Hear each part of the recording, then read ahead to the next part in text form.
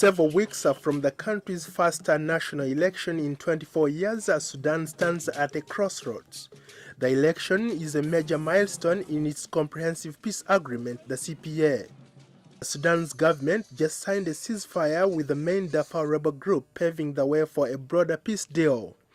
Sudan's President Omar al-Bashir took his campaign for the presidency to the semi-autonomous South, from which for over 2 decades was at war with his government.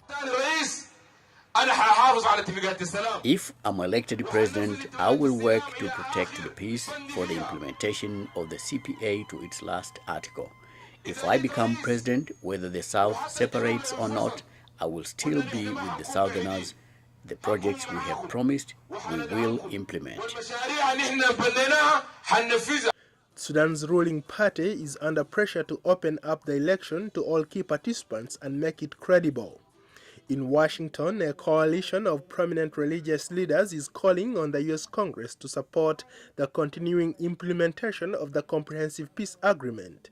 Bishop David Jones says there is widespread mistrust in Sudan. What I encountered in meeting with the bishops was a profound mistrust of the government in the north, a sense that there was a fear that the elections might not happen, the decision on the vote of separation might never happen, and a sense that the government was trying to manipulate the process. I wish that there was more trust, but some of the actions, especially the genocide, has certainly had the effect of eroding trust in the present government. Observers say that after the ballot, elected officials would then be able to work on making unity attractive to the South. Southerners will vote in January 2011 whether to remain in a united Sudan or form an independent country. Analysts say that the Sudanese People's Liberation Movement, the SPLM, is interested in consolidating its position in the south before the independence referendum. In February, South Sudan's President Salva Kiir began his campaign for the president of the semi-autonomous state, pledging to stomp out corruption. If they had not voted for me, they would have brought in their nominees and would have been fighting with their nominees.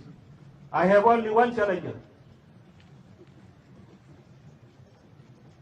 And I don't think that the challenger is from the Southern Sudanese political parties.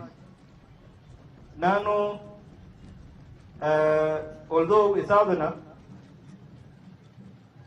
we will come and hear from him, and I wish that he comes to launch his campaign. Many Southerners have become frustrated at the slow process of the development and perceived corruption in the oil-producing region. Kiir has decided to run for the top position in the South, choosing a more junior member of the SPLM, Yasser Arman, to compete for the presidency of the whole of Sudan. But Ndiho is widely expected to win the southern vote.